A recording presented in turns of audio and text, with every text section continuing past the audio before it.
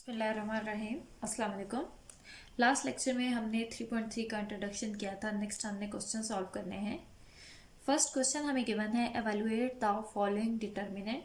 हमें एक 3x3 का डिटर्मिनेंट गिवन है, इसको हमने सॉल्व करना है। तो डिटर्मिनेंट हम किस तरह से फाइंड करते हैं, कल मैंने मेथड एक्सप्लेन किया है इससे पहले लेक्चर में कि हम डिटर्मिनेंट को कैसे सॉल्व करते हैं। अब जब हम डिटर्मिनेंट को सॉल्व करते हैं ना, तो मैंने आपको क्या बताया था कि पहले हमने फर्स्ट एलिमेंट लिखना है, ठीक है, उसके कॉरस्पॉन्डिंग रो और कॉलम को स्किप कर देना है, ठीक है। 5 मैंने लिखा, ये इसके कॉरस्पॉन्डिंग रो है, इस सारी रो को छोड़ देना है, इस कॉलम को छोड़ देना है, बाकी ये 4 वैल्यूज रह गई, इनको हमने लिख लेना है। -1, 1, -3 एंड 2। फिर सेकंड पे आएगा नेगेटिव साइन, ठीक है। नेगेटिव साइन के बाद दूसरी वैल्यू हमने लिखनी है जो फर्स्ट रो का सेकंड एलिमेंट है, -2 मैंने लिखा। अब इसके कॉरस्पॉन्डिंग ये वाला कॉलम आ रहा है सेकंड वाला, और ये वाली रो आ रही है, हमने इनको छोड़ देना है, स्किप कर दिया, और बाकी हमने वैल्यूज लिख ली, -3 एंड 2। अब हमने क्या करना है, थर्ड एलिमेंट लिखना है, प्लस थर्ड एलिमेंट है -4। अब -4 के कॉरस्पॉन्डिंग ये कॉलम छोड़ देना है, और ये रो हमने स्किप कर दी, ठीक है। बाकी ये रह गया 3, -2, -1 एंड 1, ठीक है, ये हमने लिख ली। अब ये जो हमने सारा प्रोसेस किया है ना, यहाँ पे 5 लिखे हैं, -2 लिखे हैं, इसको कहते हैं एक्सपेंडिंग बाय R1, ठीक है। ये हमने फर्स्ट रो के रिस्पेक्ट से एक्सपेंड करके डिटर्मिनेंट फाइंड किया है, एक्सपेंडिंग बाय R1, ठीक है। हम फर्स्ट रो से भी कर सकते हैं, फर्स्ट कॉलम से भी कर सकते हैं, ठीक है, सेम उसी तरह से। अब 5 इंटू, अब इसको हम डिटर्मिनेंट को कैसे सॉल्व करते हैं, 2x2 डिटर्मिनेंट को हम क्रॉस मल्टीप्लाई करते हैं, और मिड में negative sign, minus minus plus हो जाएगा, +2, ये आ जाएगा 6, नेगेटिव नेगेटिव पॉजिटिव, और मिड में अगेन नेगेटिव साइन होता है, ठीक है। क्रॉस मल्टीप्लाई, दरम्यान में नेगेटिव साइन, -4 इंटू 3 -2, ये नेगेटिव नेगेटिव पॉजिटिव हो जाएगा, लेकिन दरम्यान में जो नेगेटिव साइन है वो एज इट इज़ आएगा। 5 इंटू -2 + 3 + 2 इंटू 0, ये -6 + 6 कैंसिल, -4 इंटू 1, तो ये आ जाएगा 5 इंटू 1 -4 इंटू 1, ये तो सेकेंड वाली टर्म 0 हो जाएगी, तो ये आ जाएगा 5 - 4 = 1, ये 1 आपका आंसर आ जाएगा। आपने इसके डिटर्मिनेंट फाइंड कर लिया। नेक्स्ट हमने क्वेश्चन नंबर 2 करना है। क्वेश्चन नंबर 2 है, without expansion show that, given determinant है एक, ठीक है, इसको हमने 0 के इक्वल प्रूव करना है। अब एक्सपेंशन के बगैर शो करना है, एक्सपैंड नहीं करना, जैसे हमने इसको एक्सपैंड किया है, हमने ये एक्सपैंड नहीं करना सेकेंड वाला। अब इसको हमने किस तरह से करना है, इसमें हमने डिटर्मिनेंट की प्रॉपर्टीज़ यूज़ करनी है, जो कि मैंने पिछले लेक्चर में एक्सप्लेन की हैं। तो उस लेक्चर का लिंक मैं डिस्क्रिप्शन में मेंशन कर देती हूँ, आप उसे देख सकते हैं। सारी वही प्रॉपर्टीज़ हमने यहाँ पे यूज़ करनी है, और इसको = 0 प्रूव करना है। अब ये = 0 कब आ सकता है, अब कोई भी डिटर्मिनेंट = 0 तब होता है जब या तो उसकी कोई भी रो या कोई कॉलम 0 के इक्वल हो, या कोई 2 रोज या 2 कॉलम्स आइडेंटिकल हों। अब आइडेंटिकल का क्या मतलब है, आइडेंटिकल का मतलब है कि दोनों रोज या दोनों कॉलम्स एक जैसे हों, ठीक है, first row second row same हो, या first column second column same हो। तो अब यहाँ पे 0 0 तो हम नहीं बना सकते, ठीक है, वो लंबा प्रोसेस हो जाएगा। तो हम क्या करते हैं कि 2 रोज या 2 कॉलम्स को हम आइडेंटिकल बना देते हैं, एक जैसा बना देते हैं। किस तरह से, 2 रोज को ऐड करके, सब्ट्रैक्ट करके, या कॉलम्स को ऐड सब्ट्रैक्ट करके, ठीक है, वो क्वेश्चन पे डिपेंड करता है, जो मेथड इजीली हो हम वही करते हैं। अब लेफ्ट हैंड साइड लेंगे, लेफ्ट हैंड साइड है 6 3 2 7 4 3 8 5 4। अब देखें, ये जो रोज हैं, ये कॉलम्स हैं, ये तरतीब से आ रहे हैं, ठीक है। अब अगर हम ये फर्स्ट रो देखें तो ये है 6 7 8, ये है 3 4 5, ये है 2 3 4, मतलब कंसेक्टिव टर्म्स आ रही हैं, 1 1 का डिफरेंस है, ठीक है। तो हम 2 कॉलम्स को ऐड भी कर सकते हैं, 2 कॉलम्स को हम सब्ट्रैक्ट कर सकते हैं, 2 रोज को सब्ट्रैक्ट कर सकते हैं। अब देखें यहाँ पे 8 है, यहाँ पे 5 है, यहाँ पे 4 है। अब ये है 7 4 3, मतलब हम दो कॉलम्स एक जैसे बना सकते हैं। कैसे कि अगर हम ये इस वाले कॉलम में से, थर्ड कॉलम में से सेकंड कॉलम को माइनस कर दें, ठीक है, क्योंकि ये 8 है, ये 7 है, 5 4 4 3 एक तरतीब से आ रही हैं, 1 1 का डिफरेंस है, ठीक है। इसी तरह से अगर हम इसको देखें तो ये है 6 3 2। अब 7 में से 6 को माइनस करेंगे 1 आएगा, 4 में से 3 को माइनस करेंगे 1 आएगा, 3 में से 2 को माइनस करेंगे 1 आएगा। C3 माइनस C2, ठीक है। थर्ड कॉलम में से माइनस कर देंगे हम सेकंड कॉलम को, ठीक है। तो 7 4 3, ठीक है, थर्ड कॉलम में से माइनस किया सेकंड कॉलम, मतलब 8 माइनस 7, 5 माइनस 4, 4 माइनस 3।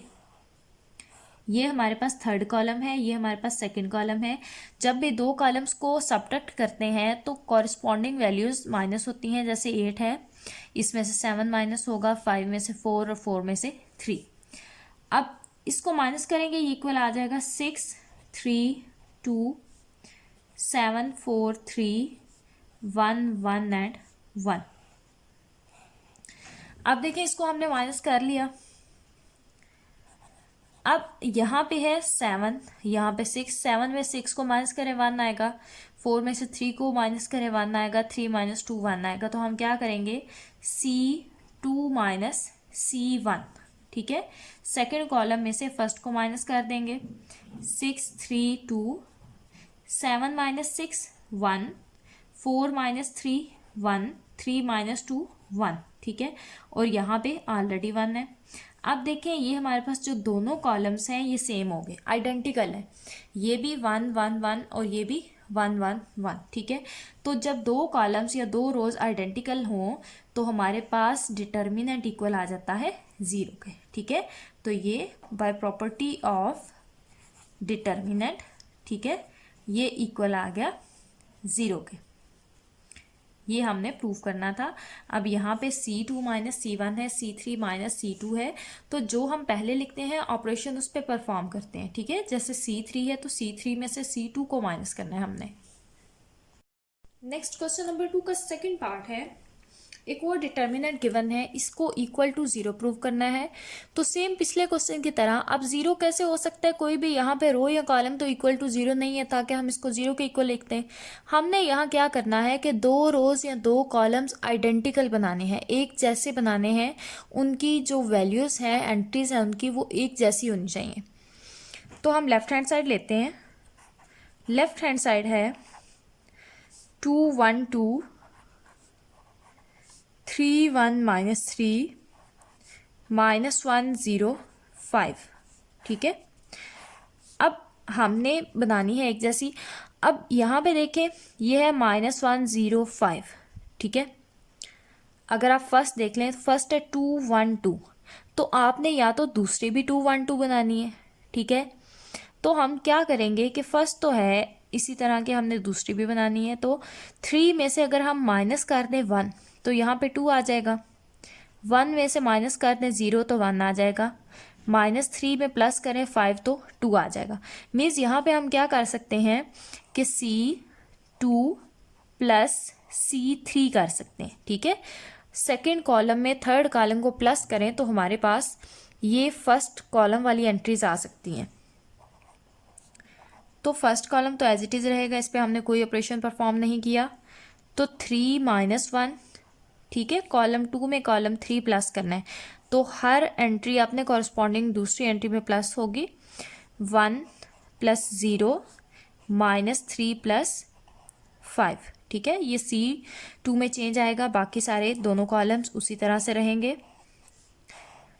ये इक्वल आ जाएगा 2 1 2 3 minus 1 2 1 plus 0 1 minus 3 plus 5 2 -1 0 and 5।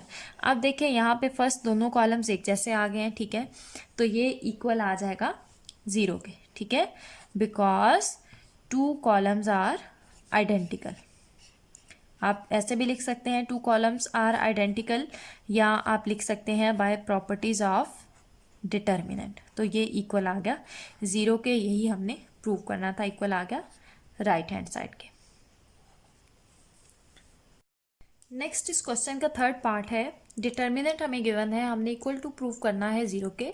अब ये भी सेम पिछले दोनों क्वेश्चंस की तरह से है कि हमने 2 रोज या 2 कॉलम्स को एक जैसा बनाना है, आइडेंटिकल बनाना है, ताकि वो इक्वल टू 0 आ जाए। तो लेफ्ट हैंड साइड मैंने ले ली, लेट कर ली लेफ्ट हैंड साइड। अब देखें यहाँ पे है 3, यहाँ पे है 2, 6, 5, 9, 8, ठीक है, मीन्स 1 1 का डिफरेंस है। इसी तरह से यहाँ पे भी 2, 1, 5, 4, 8, 7। तो यहाँ पे हम क्या करेंगे कि column 3 minus column 2, C3 minus C2, ठीक है। थर्ड कॉलम में से हम सेकंड कॉलम को माइनस कर देंगे, तो सेकंड तो एज इट इज आएगा 2, 5, 8। थर्ड में चेंज आएगा 3 माइनस 2, 5 माइनस 6 एंड 9 माइनस 8। तो ये इक्वल आ जाएगा, ये है 1, 4, 7, 2, 5, 8 एंड 1, यहाँ पे है 6 माइनस 5, 1, 1 एंड 1, ठीक है। अब देखें यहाँ पे 1 1 आ गया। अब हमने क्या करना है, हमने कोई दूसरा कॉलम भी ऐसा बनाना है जहाँ पे पूरा कॉलम 1 1 हो, ठीक है, तीनों उसके जो एलिमेंट्स है वो 1 के इक्वल हों। अब 2 में से अगर हम 1 माइनस करें 1 आ जाएगा, 5 माइनस 4 1, 8 माइनस 7 1। तो हम क्या करेंगे,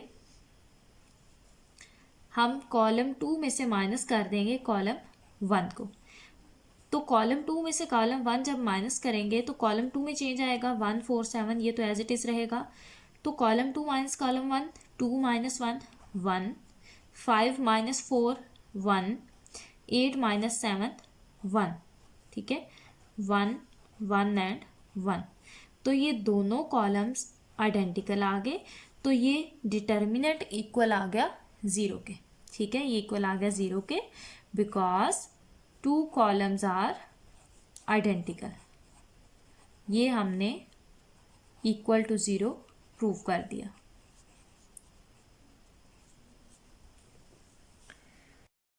नेक्स्ट क्वेश्चन नंबर 3 का सेकंड पार्ट है, प्रूफ हमने करना है, ये डिटर्मिनेंट हमें गिवन है, इक्वल प्रूव करना है 9 इंटू दिस डिटर्मिनेंट के। अब लेफ्ट हैंड साइड हम लेट करेंगे, लेफ्ट हैंड साइड है 2, 3, 2, 3, 9, 15 एंड 0, 6, 1, इसके इक्वल हमने प्रूव करना है। अब देखें यहाँ पे है 2, 1, 0, ठीक है, ये 2 और 0 तो सेम है, यहाँ पे 3 नहीं है। इसी तरह से अगर हम यहाँ पे देखें तो 1, 1, 2 है, यहाँ पे है 3, 9, 6, ठीक है, और यहाँ पे है 2, 15 और 1। हमने यहाँ से कुछ कॉमन लेना है ताकि हमारे पास इस तरह की फॉर्म बने, 1, 1 और 5। अब यहाँ पे देखें ये है 3, 9, 6, तो ये 3 के मल्टीपल्स आ रहे हैं, 3, 9, 6, तो हम यहाँ से 3 कॉमन ले सकते हैं, ठीक है। हम किसी भी रो या कॉलम में से अगर कुछ कॉमन आ रहा हो कोई नंबर तो हम वो कॉमन ले सकते हैं। 3 हमने कॉमन ले लिया, फर्स्ट रो तो एज इट इज रहेगी, ठीक है, फर्स्ट सेकंड रो में से हमने कॉमन लिए, तो 3 1 ज़ा 3, 3 3 ज़ा 9, 3 2 ज़ा 6, 2, 15, 1, ये एज इट इज आएगा, ठीक है। हमने क्या किया है, टेकिंग कॉमन 3 फ्रॉम रो 2, ठीक है, सेकेंड रो में से हमने 3 कॉमन ले लिया।